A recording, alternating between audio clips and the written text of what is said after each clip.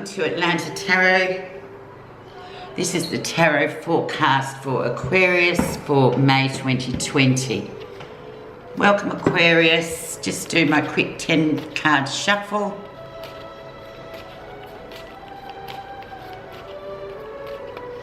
Energy around Six of Cups. Past life.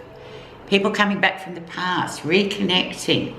We keep getting this card over and over again in the last couple of months. March, April. During this lockdown period. So let's see. Reconnecting with lots of people. And lots of people have gone virtual with, you know, catching up with people and people from the past suddenly dropping back in, or, you know, getting in touch with us and spending time drinking wine and talking over Zoom. It's really fun. And we don't have to move from our own lounge room. So there you go. Six of Cups, reconnection with the past. In all matters, you know this is the general reading, Aquarius, so it covers everything. So you just take what you can. Where you are right now, Knight of Swords, yes. Very impulsive, abrupt energy, things coming in. This makes a lot of sense to where we are at the moment. Knight of Swords is just really fast-moving energy, but it's come in really quickly in March. Just disturbed that whole direction of life. Gone, you know, it's gone in the opposite direction from what it was. A lot of people are, you know, floundering with it and finding it difficult. But you, Aquarius, are air signs. This is the sign for Gemini, so it's about, yeah, well, you probably feel a bit more comfortable than most. But we've got to learn to sort of go with this Knight of Swords, because it's expect the unexpected. We don't know what's going on, so let's just go with it. Let's see what's influenced that to come in. And we have the Two of Cups, so the emotional connection with a soulmate, particular soulmate, karmic connections. This can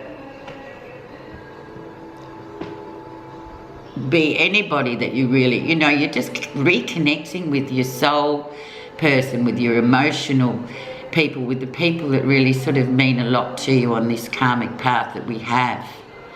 So even though our lives have been turned topsy-turvy, this Two of Cups has sort of realigned us to be a lot more emotional rather than running around ticking off lists and saying how busy we are. I mean, for what? Exhaustion. But this emotional energy gives back. So it's not just putting out, you're actually getting back with the Two of Cups.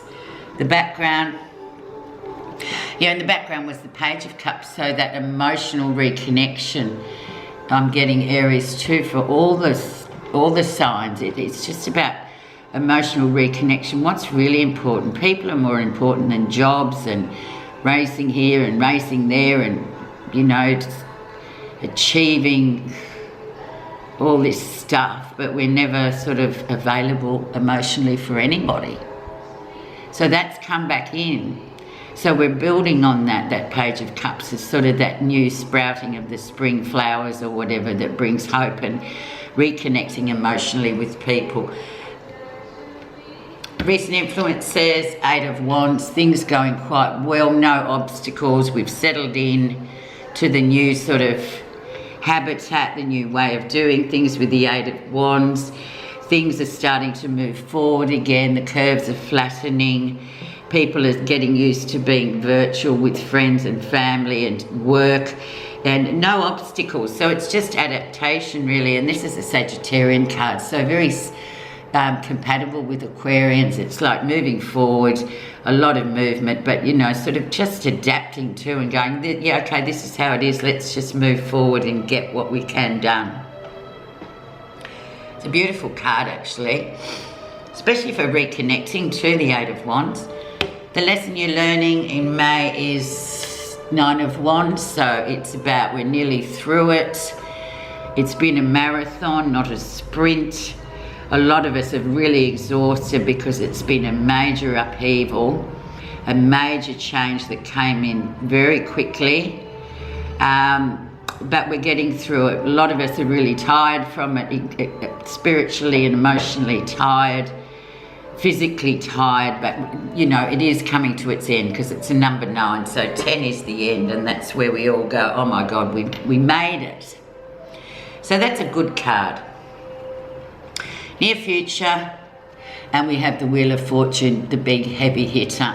So Wheel of Fortune just means, okay, for good or for bad. So if you've sort of adapted well, Aquarius, which you probably have because you're people that you're very independent, you like to do things on your own, you like things, you know, you'll go with that wind, you'll have the wind beneath your wings, literally, because you're air people. So if you're really in positive vibes about things, you'll get positive. If you've been negative about it and not sort of adjusted, well, you know what that is. It's like about, we've all got to adjust and adapt. But really good things coming out of the Wheel of Fortune, and the wheel's moving around, so we're not always going to be stuck in this vortex of lockdown. What's happening you're not realising? Strength. So the big father card, Leo, and there's been a lot of Leo energy around this sort of lockdown period, as if to say, come on, accept the challenge and move on. It's a bit like a reality show, you know. Are you up for it or aren't you? You've got to sort of go with the flow, because if you don't, you'll be swimming against the tide and the current. So accept the challenge, move on. So depending how you've been going with it, Aquarius, if you've been really positive and adapted, it's going to go well for you.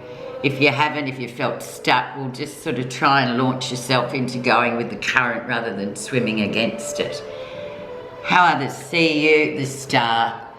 Look, the Divine Time card, the vulnerability card. Yeah, we all feel vulnerable. This is actually your card, Aquarius. So I'm guessing you feel really at home with this. You've just adapted and gone, yeah, okay, as long as we're moving forward, getting where we need to go, don't dwell, don't stop, don't look back. That's how people see you. And it's funny because it's very much this Aquarian energy we've got going on anyway at this time. So there you go. Good on you, Aquarius. What you're feeling positive about is the Lovers. So big decisions to make. So during this time, you know, you've obviously been sitting there thinking, okay, I need to make a few big decisions. Maybe people in your life that there and bringing them back in. Decisions about work. So the Lovers is just about a big decision to make, and it sort of covers most aspects of our lives, whether it be the love, romance, relationship stuff, or any big sort of questions and big sort of decisions. You know they're coming up. So use this month of May just to consider what you're going to do once everything's lifted and we go into the new landscape, I guess. None of us know what it is yet, but it'll be interesting. So think on those decisions. You already know that anyway, Aquarius. The outcome, the Ace of Cups. Brilliant card, very karmic, very connected, people that are meant to be there. Everything has its purpose and reason, but feeling really emotionally well connected to what you want to do, your job, how you feel about things. And so I guess you're going to make the right decision, and just that emotional reconnection with yourself and people, family. The most important in our life are people, not job. Jobs are good, but you know, it's about that connection. Beautiful card. I'm not going to do any clarifications because I feel like this is what it is. I'm just going to find your message, Aquarius, for the month of May. From the Buddha reading cards. Suffering. There is a path leading to a complete deliverance from suffering. Conflicts and struggles, as well as happiness and joy, are all transitory experiences. Once you awaken to this fundamental fact of life, you can transform any pain, conflict or struggle into a positive experience. Thank you. Suffering. Thanks for listening, Aquarius. Chat again at the end of May.